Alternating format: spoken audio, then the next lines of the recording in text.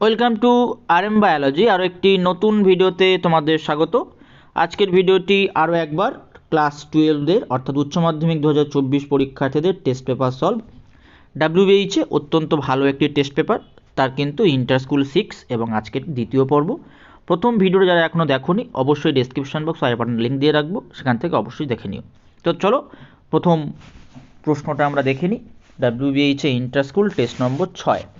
প্রথম প্রশ্ন আছে, যে প্রক্রিয়ায় স্পার্মাটিড থেকে স্পার্মাটোজোয়া সৃষ্টি হয় তার নাম কি? স্পার্মিওজেনেসিস। তার নাম কি? স্পার্মিওজেনেসিস। প্রসবে সাহায্যকারী হরমোন কোনটি? প্রসবে সাহায্যকারী হরমোন কিন্তু অক্সিটোসিন, অর্থাৎ এটাকে আমরা বার্থ হরমোনও বলি। তারপরে আছে প্রশ্ন, মিওসিস ছাড়া রেণুধর উদ্ভিদ থেকে সরাসরি লিঙ্গধর উদ্ভিদ সৃষ্টিকে কি বলা হয়? এবছরের জন্য অত্যন্ত গুরুত্বপূর্ণ একটা MCQ হতে চলেছে এটি হচ্ছে উত্তর হয়ে যাবে অ্যাপোস্পোরি। ও ব্লাড গ্রুপের জিনোটাইপ হলো, ও ব্লাড গ্রুপের জিনোটাইপ কিন্তু IO।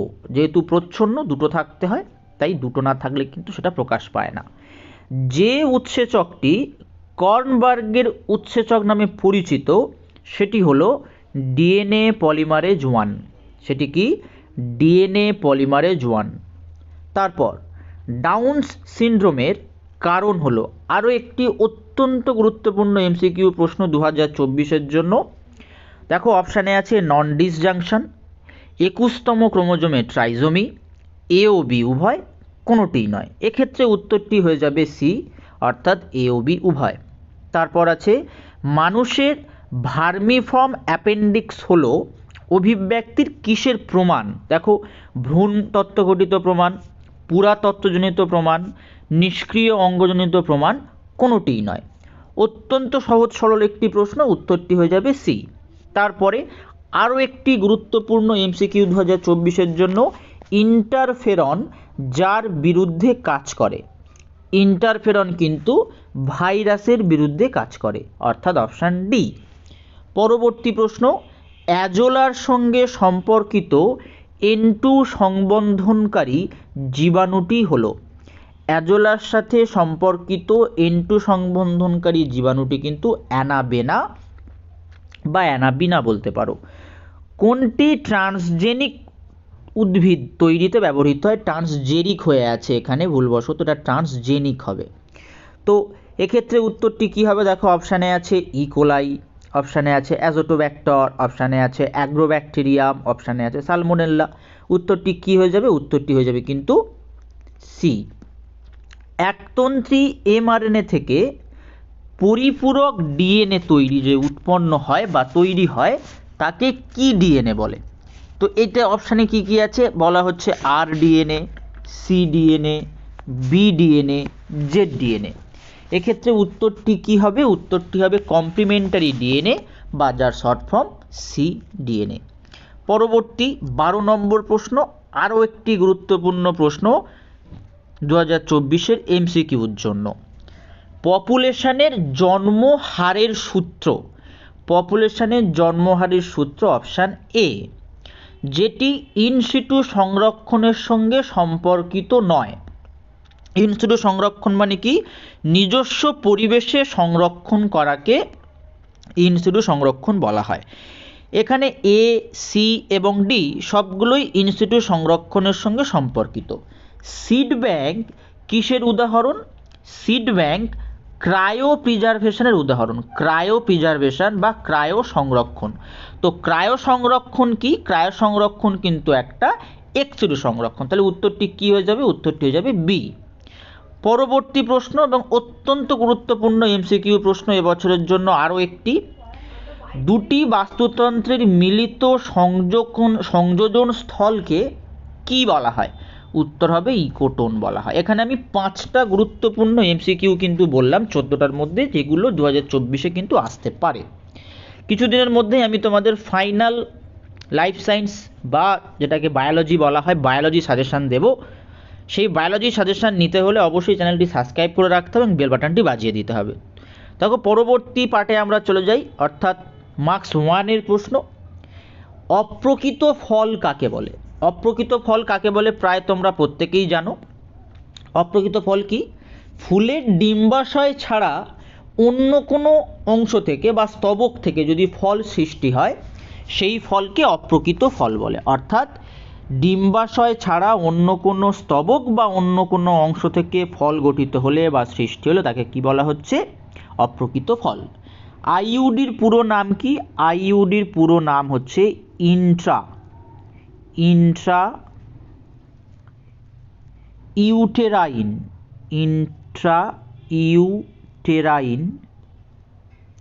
ডিভাইসেস বা ডিভাইস, ইন্ট্রাইউটেরাইন ডিভাইস। ঠিক আছে, যখনই এটা এস দেয়া থাকবে অ্যাপোস্ট্রফিস এস, তখন কিন্তু এখানেও একটা আমাকে এস জুড়তে হবে। এখন দেয়া নেই তাই আমরা জুড়ব না। তো এটা হলো। তারপরের প্রশ্ন, ওকাজাকি খণ্ডকগুলিকে জুড়তে সাহায্যকারী উৎসেচকের নাম লেখো। ওকাজাকি খণ্ড কি? ডিএনএ রেপ্লিকেশনের সময় যেটা ল্যাগিং স্ট্র্যান্ড হয় সেখানে এরকম খণ্ড খণ্ড আকারে ডিএনএ প্রাইমার যুক্ত হয়। এই ডিএনএ প্রাইমারগুলোকে জুড়তে কে সাহায্য করে? লাইগেজ উৎসেচক সাহায্য করে। তাহলে উত্তরটি কি হয়ে যাবে? উত্তরটি হয়ে যাবে কিন্তু লাইগেজ। উত্তরটি কি হবে? লাইগেজ। ঔষধ শিল্পে ব্যবহৃত হয় এরূপ ব্যাকটেরিয়ার বিজ্ঞানসম্মত নাম লিখতে বলেছে একটা। তোমরা লিখতে পারো স্ট্রেপ্টোকক্কাস এসপি, তোমরা লিখতে পারো স্পিরুলিনা, যে পার্টটা আছে দেখো এই যে এসসিপির একটি উদাহরণ, এটার উত্তর কি হয়ে যাবে? স্পিরুলিনা হয়ে যাবে। তারপরে আছে হেলিওফাইট ও সিওফাইটের একটি উদাহরণ দাও। খুব বেসিক একটা উদাহরণ আছে, প্রায় আমরা প্রত্যেকেই জানি যে হেলিওফাইট কোথায় জন্মায়? অধিক আলোতে জন্মায়। সিওফাইট কোথায় জন্মায়? কম আলোতে জন্মায়। একদম সহজ সরল। তারপরে মার্কস 2 প্রশ্ন, গেইটিনোগ্যামি কাকে বলে? উদাহরণ দাও। গনোরিয়া ও সিফিলিস রোগ সৃষ্টিকারী জীবাণুর বিজ্ঞানসম্মত নাম লেখো। প্লিওট্রপি কাকে বলে? উদাহরণ দাও। হাইপোফাইজেশন বলতে কি বোঝো? অথবা ম্যালেরিয়া রোগের বিস্তার পদ্ধতি সংক্ষেপে লেখো। বায়োপাইরেসি ও বায়োসেফটি বলতে কি বোঝো? জিন থেরাপি কাকে বলে? একটি উদাহরণ দাও। এবং শেষে আছে জৈব বিবর্ধন কাকে বলে? উদাহরণ দাও। এই প্রশ্নগুলো কিন্তু রয়েছে। দেখো গেইটিনোগ্যামি কাকে বলে, যদি আমরা প্রথম প্রশ্নটা দেখে নিই। একই গাছের দুটি ফুলের মধ্যে পরাগযোগ ঘটলে তাকে গেইটিনোগ্যামি বলে। এক্ষেত্রে দুটি ফুলের জিনগত প্রকৃতি একই রকমই হয়। বেসিক্যালি ব্যাপারটা হচ্ছে গেইটিনো কথার অর্থ প্রতিবেশী। একটা গাছ আছে, একটা গাছে এরকম দুটো ফুল আছে, এদিকে একটা ফুল আছে ধরো, এদিকে একটা ফুল আছে। তো এই দুটো ফুলের মধ্যে পরাগযোগ সংঘটিত হলো তখন তাকে আমরা কি বলবো? গেইটিনোগ্যামি বলবো। তারপরে প্রশ্ন ছিল যে প্লিওট্রপি বলতে কি বোঝো। দেখো না, তারপরে প্রশ্ন কি ছিল একটা দেখে নিই আমরা একটু। হ্যাঁ, গনোরিয়া ও সিফিলিস রোগ সৃষ্টিকারী জীবাণুর বিজ্ঞানসম্মত নাম। গনোরিয়া সিফিলিস রোগ সৃষ্টিকারী বিজ্ঞানসম্মত নাম হচ্ছে, যে প্রথমেই সিফিলিসের বলে দিই, সেটা হচ্ছে ট্রিপোনেমা প্যালিডাম, আর গনোরিয়া হচ্ছে নেসেরিয়া গনোরি। তারপরে ছিল প্লিওট্রপি কাকে বলে।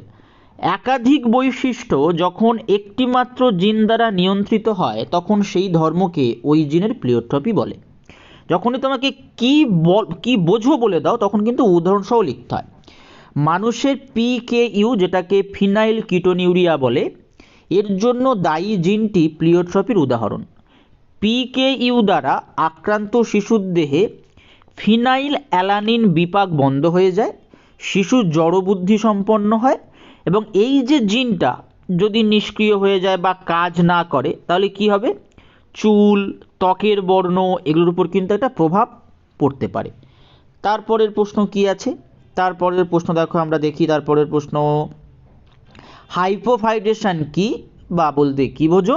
ম্যালেরিয়া রোগের বিস্তার পদ্ধতি সংক্ষেপে লেখো।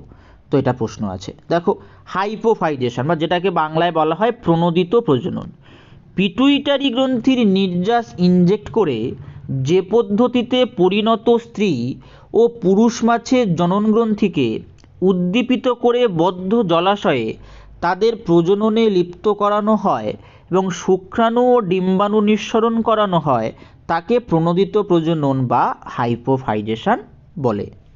তারপরে আছে অথবাই ছিল ম্যালেরিয়া রোগের বিস্তার পদ্ধতি সংক্ষেপে লেখো। এই প্রশ্নটা এবছরের মার্কস 2 জন্য গুরুত্বপূর্ণ। কোনো ম্যালেরিয়া রোগাক্রান্ত রোগীর রক্ত স্ত্রী অ্যানোফিলিস মশা যখন পান করে, প্লাজমোডিয়ামের গ্যামেটোসাইট দশা স্ত্রী অ্যানোফিলিস মশার দেহে প্রবেশ করে স্পোরোজয়েড দশায় পরিণত হয়, যেটাকে আক্রান্তকারী দশাও বলে। স্পোরোজয়েড মশকি লালাগ্রন্থিতে অবস্থান করে।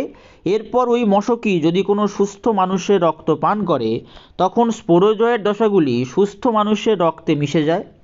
আক্রান্ত ব্যক্তির যকৃতে স্পোরোজয়েড থেকে মেরোজয়েড দশা সৃষ্টি হয় এবং যা ব্যক্তির রক্তে মুক্ত হয়ে টক্সিন নিঃসরণ করে।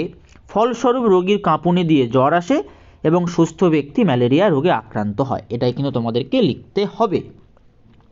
পরবর্তী প্রশ্ন আমরা উপরের দিকে যাই, একবার দেখে নিই। বায়োপাইরেসি বায়োসেফটি বলতে কি বোঝো? বায়োপাইরেসি বায়োসেফটি বলতে কি বোঝো? দেখো, বায়োপাইরেসি প্রকৃতিজাত জীবজ উপাদানগুলি থেকে আধুনিক প্রযুক্তিবিদ্যা প্রয়োগের মাধ্যমে নতুন উপাদান উৎপাদন করে প্রকৃত উৎপাদনকারী দেশ বা জাতিকে আর্থিকভাবে তার সত্ত্ব থেকে বঞ্চিত করার ঘটনাকে বায়োপাইরেসি বলে। সোজা কথায় না বলে নিয়ে নেওয়া, ওটা চুরি। তো সেটা হচ্ছে উদাহরণ বাসমতি চাল। বায়োসেফটি কি? মানব সমাজ কল্যাণের উদ্দেশ্যে জৈব প্রযুক্তির দ্বারা নির্মিত কোনো জীব বা বস্তু থেকে যাতে মানুষের স্বাস্থ্য, নিরাপত্তা ও পরিবেশগত কোনো ক্ষতি না হয়, সেই সংক্রান্ত চর্চাকে কি বলা হয়? বায়োসেফটি বলা হয়। পরের প্রশ্ন ছিল জিন থেরাপি কাকে বলে? একটি উদাহরণ দাও। তো এখানে আমি দু রকমেরই একটা প্রশ্ন তোমার উত্তর দিয়ে দিচ্ছি, একই রকমের উত্তর। দেখো, যে আধুনিক জৈব প্রযুক্তি ব্যবস্থার মাধ্যমে জীবের দেহে উপস্থিত কোনো ত্রুটিপূর্ণ জিনকে সুস্থ বা স্বাভাবিক জিন দ্বারা প্রতিস্থাপনের মাধ্যমে রোগ নিরাময় করা হয়, তাকে জিন থেরাপি বলে। জিন থেরাপির অন্য একটি নাম কি? Molecular bandage. মলিকিউলার ব্যান্ডেজ একটু মাথায় রেখো, জিন থেরাপির অন্য একটা নাম মলিকিউলার ব্যান্ডেজ। তো এবারে উদাহরণ দিতে হবে। উদাহরণ কি? জিন থেরাপি দ্বারা সর্বপ্রথম অ্যাডেনোসিন ডিয়ামাইনেজের ঘাটতিজনিত কারণে সিভিয়ার কম্বাইন্ড ইমিউনোডেফিসিয়েন্সি ডিজিজ রোগ নিরাময় করা হয়। বর্তমানে জিন থেরাপি দ্বারা cystic fibrosis, Gaucher disease, বৃক্কের cancer প্রভৃতি রোগের সফল চিকিৎসা সম্ভব হয়েছে। তো তারপরে পরবর্তী প্রশ্ন কি আছে? জীব বিবর্ধন বা জৈব বিবর্ধন কাকে বলে? তো সেই প্রশ্নটা আমরা দেখে নিই, চলো। দেখো, একদম শেষ প্রশ্নে চলে এসেছি আমরা, যে জৈব বিবর্ধন কাকে বলে। জৈব অভঙ্গুর বা বিষাক্ত রাসায়নিক পদার্থের খাদ্য শৃঙ্খলে প্রবেশ করা ও প্রতিটি পুষ্টি স্তরে তাদের ঘনত্ব বৃদ্ধি পাওয়ার ঘটনাকে জৈব বিবর্ধন বা বায়োম্যাগনিফিকেশন বলে। এই যে বায়োম্যাগনিফিকেশন কথাটা বাংলায় কিন্তু স্পেলিং করে লিখে দিতে পারে, তখন কিন্তু এই উত্তরটা সেম হবে। কৃষিক্ষেত্রে ব্যবহৃত ডিডিটি বৃষ্টির জলের মাধ্যমে বাহিত হয়ে নিকটবর্তী জলাশয়ে মেশে ও খাদ্য শৃঙ্খলের বিভিন্ন ধাপে সঞ্চিত ও বর্ধিত হতে থাকে। সর্বোচ্চ খাদ্য অর্থাৎ মৎস্যভুক পাখি বা মানুষের শরীরে সবথেকে বেশি পরিমাণে ডিডিটি পাওয়া যায়। তো আজকের ভিডিওটি এই পর্যন্ত। চ্যানেলটি অবশ্যই করে সাবস্ক্রাইব করে রাখো বায়োলজির 100% কমন সাজেশন পাওয়ার জন্য।